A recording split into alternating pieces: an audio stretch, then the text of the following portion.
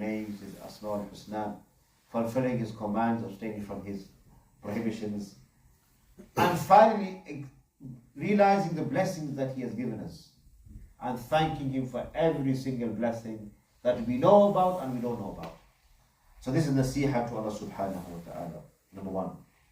Number two, and also in nasiha comes ikhlas naturally, it is sincerity. That is the essence of the whole hadith.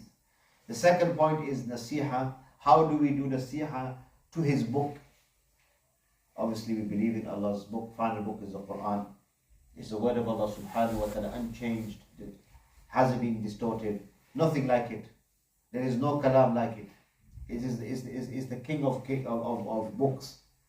So you should recite it and contemplate on its words, on its ayahs. Not to rush the recitation. That we want to finish this surah and we want to have the ruku and go to ruku and finish the Quran. No, there has to be a reason why we are reciting, is to do tadabbur and to think about what Allah subhanahu wa ta'ala has revealed upon the Prophet sallallahu alayhi wa sallam for us to understand and to try to apply in our lives. And the second and third point is to call others towards the Quran and to propagate the message of the Quran through our akhlaq, through our attributes, through our adab, through our good deeds, and through our living model as Muslims. Number three, nasiha to his messengers, or to the Messenger sallallahu alaihi wasallam, obviously to believe in him as a final prophet. There is no more prophets after him. We should love him above everything else.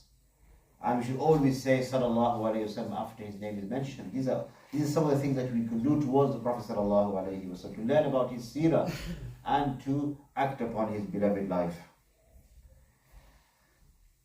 And to love those who love him and to call towards the love of the final Prophet Muhammad sallallahu alaihi wasallam.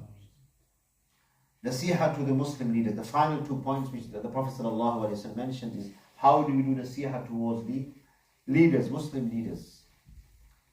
Both the leaders in the sense of the ulama, the scholars of Islam, the leaders with respect to those who are in authority. Anybody who is in authority, who has some responsibility, it doesn't matter how high, how low the ranking is, we have to give also nasiha to them. Because nobody is above the law in Islam.